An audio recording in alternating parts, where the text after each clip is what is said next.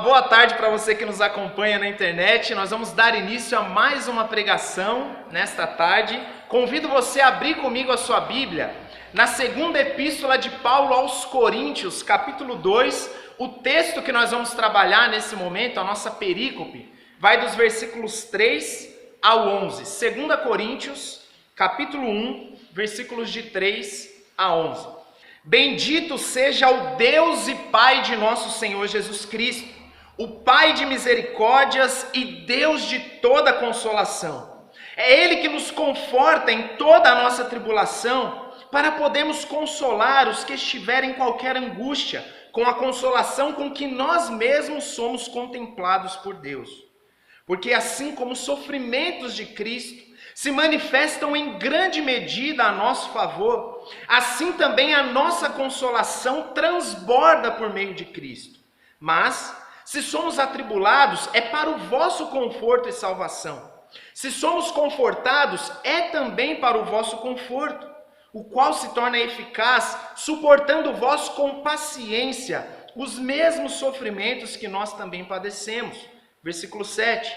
A nossa esperança a respeito de vós está firme, sabendo que como sois participantes dos sofrimentos, assim o sereis da consolação. Porque não queremos, irmãos, que ignoreis a natureza da tribulação que nos sobreveio na Ásia, porquanto foi acima das nossas forças, a ponto de desesperarmos até da própria vida. Contudo, já em nós mesmos tivemos a sentença de morte, para que não confiemos em nós, e sim no Deus que ressuscita os mortos, o qual nos livrou e livrará de tão grande morte, em quem temos esperado que ainda continuará a livrar-nos, ajudando-nos também vós com as vossas orações a nosso favor, para que por muitos sejam dadas graças a nosso respeito, pelo benefício que nos foi concedido por meio de muitos. Vamos orar mais uma vez? Senhor, aqui estamos diante da Tua palavra, louvamos o Teu nome porque Tu és um Deus que se revela. E essa verdade, Senhor, é capaz de produzir vida e trazer consolo ao Teu povo. Essa é a minha oração, Senhor. Em nome de Jesus, tenha misericórdia de nós e derrama o Teu bálsamo. Nos alivia das nossas tribulações, diante do sofrimento, Senhor, ajuda-nos e consola o Teu povo. Para a Tua glória, para a edificação da Tua igreja, é a nossa oração em Cristo Jesus. Amém e amém. Os irmãos podem se assentar?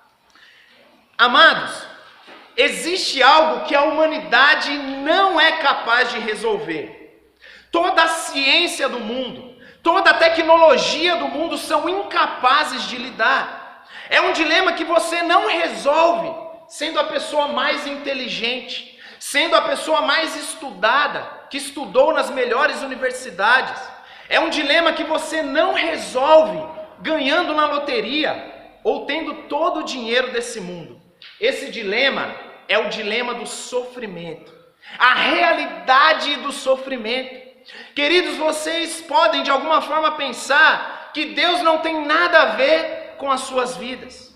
Você que nos assiste pode pensar que Deus não tem nada a ver com a sua vida, que Deus não existe, ou então que você é senhor de si mesmo.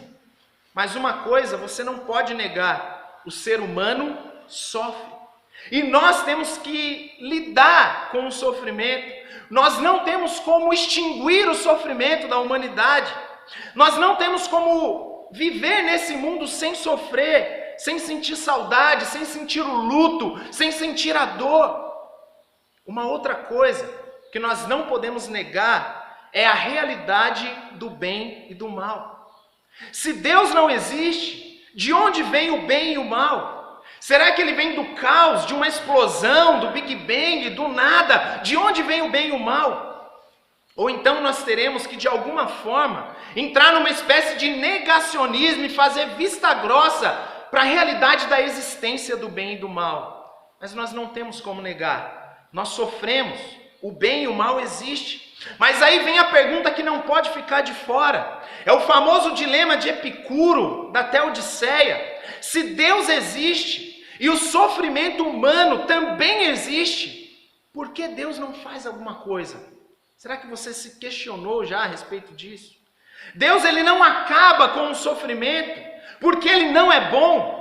Ou será que ele não acaba com o sofrimento porque ele não é todo poderoso? A Escritura nos responde a esse dilema. Talvez você esteja esperando nessa tarde que eu fale para você que você nunca mais sofrerá nesse mundo, nunca mais irá sofrer. Mas o próprio Jesus, ele disse que no mundo nós teríamos aflições. O sofrimento, queridos, não é uma espécie de sarcasmo de um Deus mau, de um Deus vingativo que está no céu dando risada enquanto nós sofremos. Deus ele não estava entediado e resolveu brincar de nos fazer sofrer. O sofrimento, de acordo com a Escritura, é uma consequência dos nossos pecados. Não apenas uma consequência dos nossos pecados diretos, porque você pode pensar no sofrimento do inocente, que não fez nada diretamente para sofrer, mas consequência dos pecados de uma humanidade caída. Essa é a condição dos homens, a condição da queda, tirou a humanidade dos trilhos. Aquela imago Dei, a imagem e semelhança de Deus no homem, ela foi distorcida. A morte, a violência, a pobreza, as doenças, todo tipo de engano, são essas coisas que nos fazem sofrer. Então a questão é, como lidar com o sofrimento? Uma vez que ele existe, não temos como fazer com que ele deixe de existir. Como nós podemos lidar com o sofrimento? Como você tem lidado com o seu sofrimento? Já que não é possível deixar de sofrer nesse mundo, será que é possível receber algum consolo, algum alívio? Será que é possível aliviar o nosso sofrimento, receber algum bálsamo, algum tipo de escape? Qual é a melhor maneira de lidar com o sofrimento nas nossas vidas? Esse texto, meus irmãos, ele fala um pouco sobre isso. E para chegar ao significado de um texto, nós precisamos analisar tanto a sua estrutura, como a estrutura do texto aqui da nossa perícope, quanto também fazer uma relação contextual, de um contexto imediato, um contexto direto da epístola e também de toda a teologia paulina e do Novo Testamento. Em termos de estrutura, nós podemos dividir aqui a nossa perícope com base nos períodos, destacando aqui as orações principais. No nosso caso, nós podemos dividir, você, se tiver uma caneta, gostar de anotar, nós podemos dividir a primeira parte, que vai dos versículos de 3 a 5, com destaque aí no versículo 4. Um outro período seria o versículo 6, com destaque aí na parte B do versículo. Os irmãos estão comigo? Estão firmes aí acompanhando na Bíblia? Uma outra parte seria o versículo 7, também com destaque na parte B do versículo. E um último período contempla os versículos de 8 a 11, com destaque aí no versículo 9. A tradução coloca um ponto final depois do versículo 8, talvez você esteja com a ara aí, tem um ponto final depois do versículo 8, mas nós podemos entender aqui como uma vírgula no original, formando um único período dos versículos de 8 a 11. Então, basicamente, essa é a divisão estrutural da nossa perícope. Agora, em termos de contexto, nós temos uma grande dificuldade aqui nessa perícope. Uma porque Paulo ele faz uma espécie de oração, uma expressão de louvor a Deus, seguida de um breve ensino. Então, nessa perícope não é um assunto em que ele já vem tratando durante a carta. Isso dificulta um pouco a relação contextual. Fica difícil até mesmo identificar qual era o motivo do sofrimento daqueles irmãos. Por que Paulo escreve isso? Por que eles estavam sofrendo? Qual era o motivo desse sofrimento?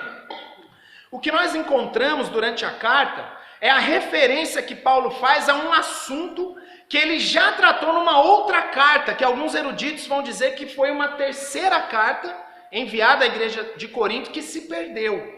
E quando Paulo ele faz referência a essa carta, ele fala que essa carta era uma carta muito dura, em que ele faz referência a uma pessoa que deveria ser disciplinada, e isso estava dando um problemão naquela igreja. Parece que todo esse processo foi muito difícil para aquela igreja lidar com a disciplina dessa pessoa. E eles estavam sofrendo muito por isso. Basicamente, esse é o teor dessa carta mais dura. Paulo diz que essa carta, ela pode ter causado tristeza naqueles irmãos, mas que foi algo necessário. Isso está aí no capítulo 7, no versículo 8. Paulo vai falar isso. Ou então, o que Paulo faz aqui é não fazer uma referência a algo específico, mas ele está se referindo aos sofrimentos de maneira geral. Talvez não tivesse algo específico em mente. Mas o fato é que, independente de ser algo específico, ou se Paulo estava falando do sofrimento daqueles irmãos de maneira geral, o que nós temos aqui em nossas mãos é um tratado teológico, bíblico, que nos ajuda a lidar com o sofrimento nas nossas vidas. Paulo ele volta a falar sobre a relação do sofrimento do cristão, relacionando esse sofrimento com a glória futura. E esse texto, meus irmãos, é um texto excepcional, que ele diz lá no capítulo 4, versículo 16, até o capítulo 5, versículo 10, ele relaciona o sofrimento com a glória futura.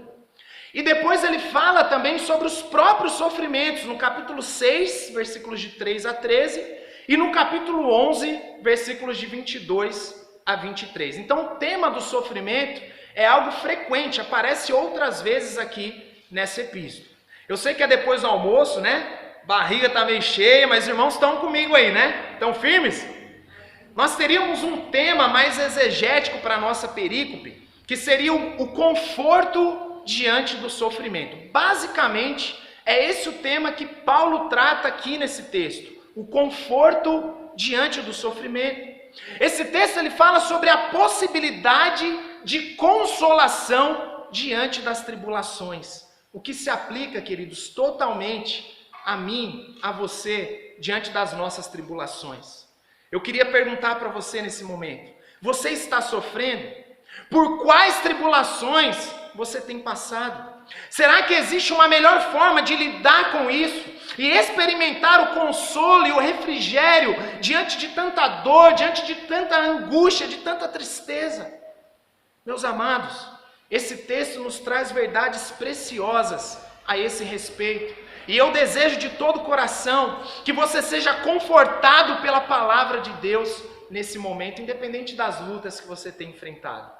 O tema proposto para a nossa reflexão nessa tarde é o Deus de toda consolação. Vamos repetir todos juntos?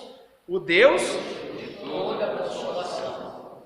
Nós encontramos verdades preciosas aqui nesse texto, mas a primeira delas é que Deus nos consola em toda a nossa tribulação. Essa é uma certeza. Deus nos consola em toda a nossa tribulação. A primeira parte vai dos versículos de 3 a 5, como eu já falei para os irmãos. E como nós já falamos, Paulo ele parte do pressuposto da existência de tribulações e sofrimentos. Ele já parte do pressuposto de que elas existem. A Escritura, queridos, não nega a existência do ser humano, do sofrimento na vida do ser humano, e ela diz que isso é consequência dos próprios pecados. Alguns charlatões hoje pregam que você pode deixar de sofrer nesse mundo, se você de alguma forma barganhar com Deus, oferecer algo em troca. Mas o próprio Jesus, queridos, nos disse que nós passaríamos por terríveis provações nesse mundo. Ele diz: olha, perseguiram a mim, eu sofri, vocês também serão perseguidos. No mundo tereis aflições. E nós descobrimos verdades preciosas nesse texto de como lidar com essas provações. Uma delas é a de que existe a possibilidade de alívio para o sofrimento. Isso não é um ansiolítico, não é um remédio, não. É algo concreto, real, vindo dos céus. Existe a possibilidade de consolo diante da inevitável dor que eu e você enfrentaremos nesse mundo. Paulo ele usa aqui no versículo 3 uma expressão judaica de louvor a Deus. E ele reconhece Deus como sendo a fonte de todas as bênçãos. Bendito seja o Deus e Pai de nosso Senhor Jesus Cristo, Pai das misericórdias, o Deus de toda consolação. Meus irmãos, a melhor maneira de lidar com o sofrimento é buscar a Deus como fonte para esse consolo. É o que Paulo está dizendo aqui. Mas infelizmente muitos não reconhecem isso. E diante da dor, diante das tribulações, diante do sofrimento, acabam procurando alívio em outros lugares que não o Senhor. Alguns acabam buscando a criminalidade, o roubo, atitudes ilícitas diante das dificuldades financeiras. Outros buscam no dinheiro, nas drogas, na prostituição, na pornografia, uma maneira de aliviar a ansiedade ou de amenizar a dor de um sofrimento. Muitas podem ser as tentativas de encontrar alívio, de encontrar um consolo que amenize a dor, que amenize a ansiedade, que amenize os problemas, o sofrimento. É uma espécie de jeitinho, o caminho mais fácil para se livrar de uma tribulação. O que Paulo diz aqui é que existe sim a possibilidade de alívio, e ele apresenta Deus como a fonte de toda consolação. O pecado não é capaz de nos consolar, Deus é a fonte da consolação. E essa consolação, ele diz aqui no versículo 5, só é possível pela obra de Cristo. Olha só o que diz o versículo 5. Porque assim como os sofrimentos de Cristo se manifestam em grande medida a nosso favor, assim também a nossa consolação transborda por meio de Cristo. Queridos, se o nosso sofrimento é consequência do pecado, e não temos como nos auto-justificar, justificar a nós mesmos, se não temos como fazer com que o pecado deixe de existir no mundo, qual seria o resultado disso e a consequência disso para nós? Qual seria a única forma de lidar com o sofrimento? Seria o desespero, a ausência total de esperança, porque não temos como fazer com que o pecado deixe de existir. Alguns tentam lidar de outras formas, como a possibilidade de autojustificação e evolução. Ao encarnar em outras vidas, você vai evoluindo e vai deixando de sofrer. Ou então uma compensação através das boas obras, para que de alguma forma você consiga minimizar o sofrimento. Mas o que Paulo faz aqui é apontar para Jesus Cristo como a única possibilidade de consolo e a melhor maneira de lidar com o sofrimento. É como se Paulo estivesse falando: olha, vocês estão sofrendo, mas lembrem-se que o Filho de Deus também sofreu, e ele sofreu por você. Ele sofreu não apenas como um grande professor, um grande mestre, para nos deixar apenas um grande exemplo, mas ele sofreu para tornar possível a consolação. E como ele fez isso? Ele sofreu para resolver verdadeiramente o problema do sofrimento. E por que será que Paulo diz que os sofrimentos de Cristo se manifestam ao nosso favor? Por que que o sofrimento de Cristo se manifesta ao nosso favor? Porque ele sofreu e ele morreu pelos nossos pecados. A causa dos sofrimentos de Cristo foi os nossos pecados. A ira do Pai caiu sobre ele por causa dos nossos pecados. Ele se fez pecado por nós. Ele levou a nossa maldição. A condenação do nosso pecado caiu sobre ele. Agora eu volto a perguntar para os irmãos. Lembra que a origem dos nossos sofrimentos são os nossos pecados? Ora, se os pecados que nos faz sofrer, eles foram vencidos por Cristo, então a consolação é possível, porque Cristo, ele venceu o pecado. Porque não olhamos mais para o sofrimento com desespero, mas olhamos para o sofrimento como uma leve e momentânea tribulação que nos aperfeiçoa. Nós olhamos agora para o sofrimento como algo transitório diante da esperança da glória futura. E esse é um ponto. Cristo venceu o pecado. Um outro ponto que fica claro aqui tem a ver com a ideia do próprio vocábulo consolação. Se você reparar na sua Bíblia, você vai perceber que diversas vezes aparece esse vocábulo consolação.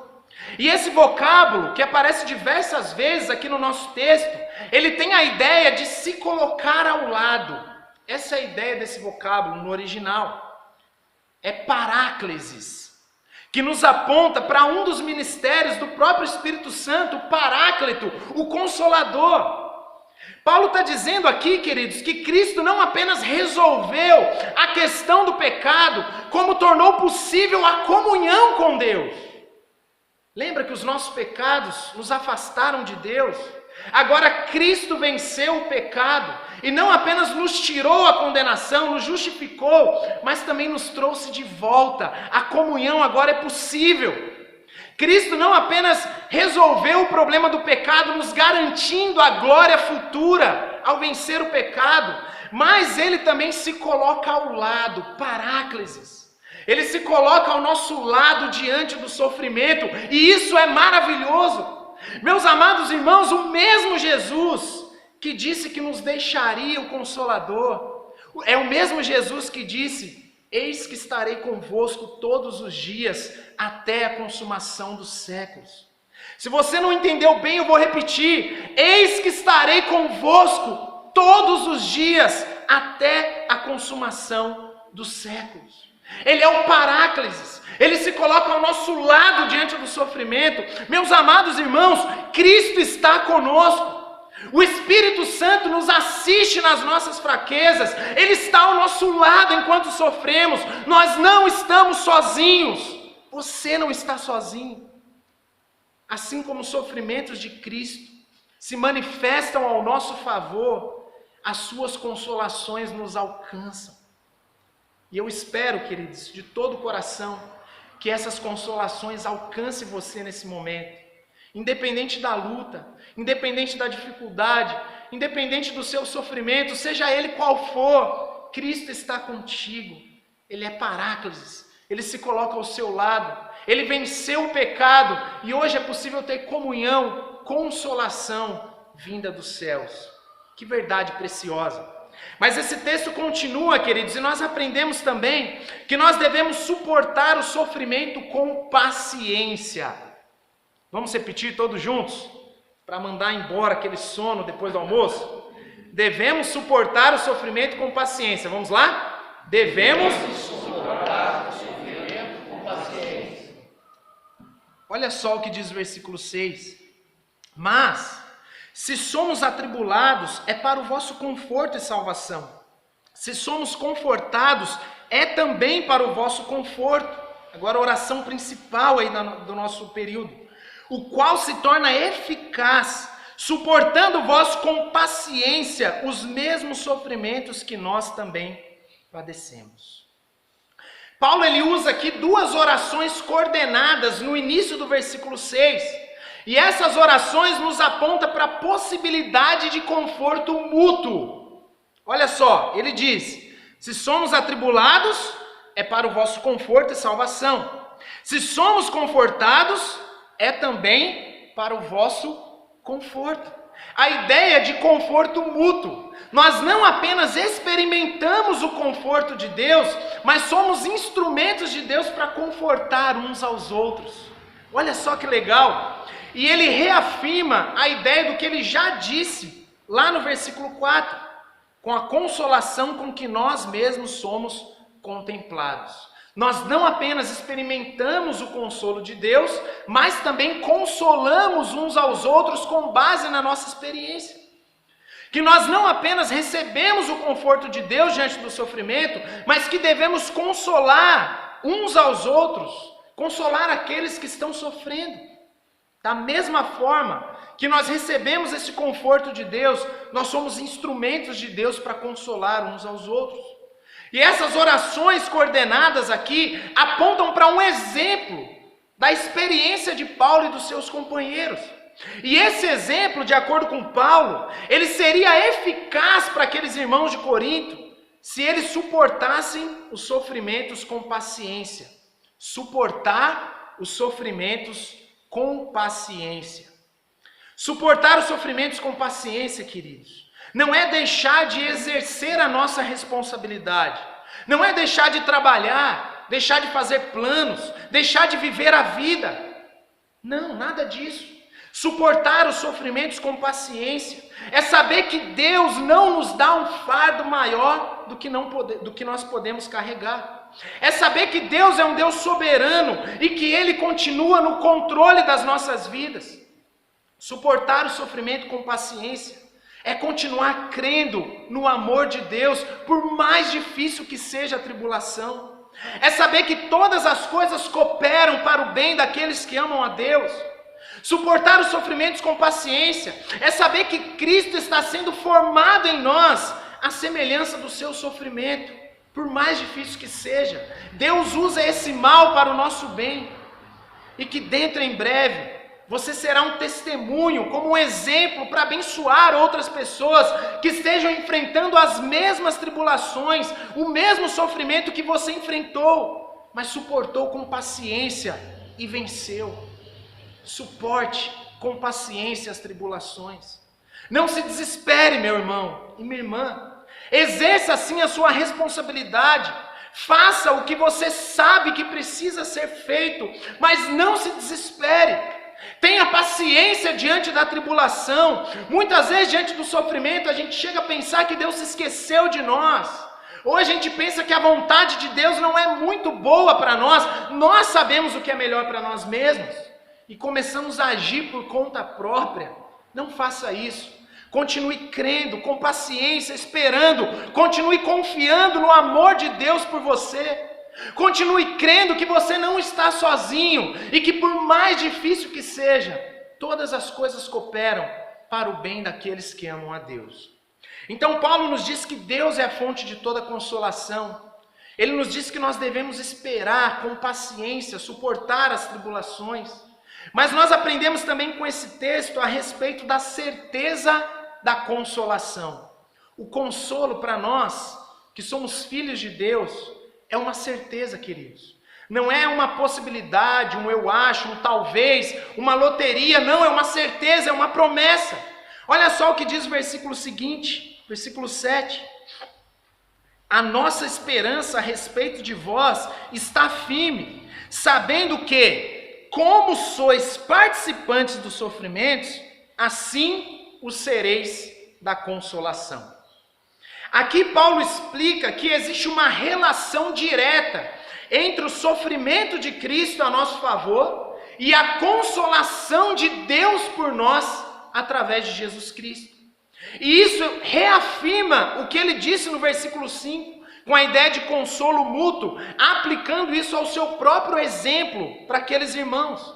A lógica é de que se Paulo experimentou o consolo, e a experiência de Paulo serve como um exemplo para aqueles irmãos, então é certo que se eles suportassem com paciência o sofrimento, eles também experimentariam a consolação.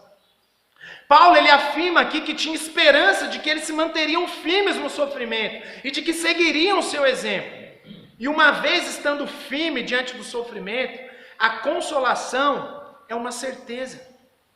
Esse texto está diante de nós como se gritando: não desista, continue firme diante da dor, suporte com perseverança a tribulação, porque o consolo, ele é uma certeza. Se será nessa vida ou se será em outra, nós não sabemos, mas é certo que Ele enxugará dos nossos olhos toda lágrima. Segure firme nas mãos do seu Senhor. Confie na providência amorosa de Deus. Ele está enfrentando esse sofrimento com você. Ele está ao seu lado. Não esmoreça, não desista. A consolação, queridos, de Deus diante do sofrimento, ela é uma promessa, ela é uma certeza. Cristo nos consolará. Ele é o nosso consolo. Amém? Vocês estão comigo? Uma outra verdade que nós encontramos aí, nos versículos de 8 a 11, é de que nós devemos suportar o sofrimento com confiança. Vamos repetir todos juntos? Devemos suportar o sofrimento com confiança. Amém. Paulo agora, ele usa como exemplo uma tribulação que ele e os seus companheiros de missão enfrentaram na Ásia. É o que ele vai dizer aí no versículo 8. Uma tribulação que, segundo ele, foi acima das suas forças. Sabe aquele momento que você pensa que não vai mais aguentar? Aquele momento que parece que a tribulação está acima das suas próprias forças? Paulo experimentou isso. E Paulo diz que essa tribulação, ela foi acima das suas forças, a ponto de correr risco de vida. Ele afirma aí no versículo 8. Paulo diz que ele e seus companheiros tiveram a sentença de morte. E que essa experiência que Paulo teve foi útil para mostrar que a sua confiança não deveria estar em si mesmo, mas no Deus que ressuscita os mortos. Paulo ele fala sobre a importância da oração dos coríntios em favor de Paulo e dos seus companheiros, e afirma aqui a confiança que ele tinha nos livramentos de Deus. Paulo confiava que Deus o livraria. Paulo ele afirma aqui que mudou a sua concepção a respeito do sofrimento. Ele mudou a forma como ele enxerga as tribulações. Diante das tribulações, ele não vive em desespero, como se Deus tivesse o abandonado. Não, ele tem certeza que Deus continua com ele. Seja qual for a tribulação, inclusive como ele diz aqui, por mais que seja a própria sentença de morte, Deus tem poder para livrá-lo. Paulo, queridos, ele tinha confiança que Deus continuaria a livrá-lo, e por isso ele conta com a oração daqueles irmãos. Isso porque Deus, ele é maior do que as nossas tribulações. O que é a nossa tribulação comparada com a soberania de Deus? Seja qual for a tribulação, Paulo diz que Deus é maior do que a própria morte. Ele não precisava temer a morte, porque Deus é o Deus que ressuscita os mortos. Nem a morte pôde vencer o nosso Senhor Jesus. A confiança, queridos, de Paulo não estava no fato de que ele não morreria, não é essa a ideia, mas está no fato de que Deus o ressuscitaria dos mortos. Se seria nessa vida ou em outra, isso não importa. O fato é que as nossas vidas, elas são conduzidas por um Deus soberano, um Deus que nos ama, que está ao nosso lado nos momentos mais difíceis da nossa vida.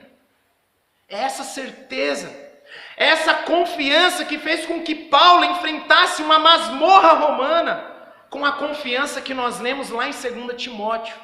Alguém que estava à beira da morte, mas tranquilo, confiando no Deus que ressuscita os mortos. Meus amados irmãos, sejam quais forem as tribulações que você enfrente, confie na providência amorosa de Deus.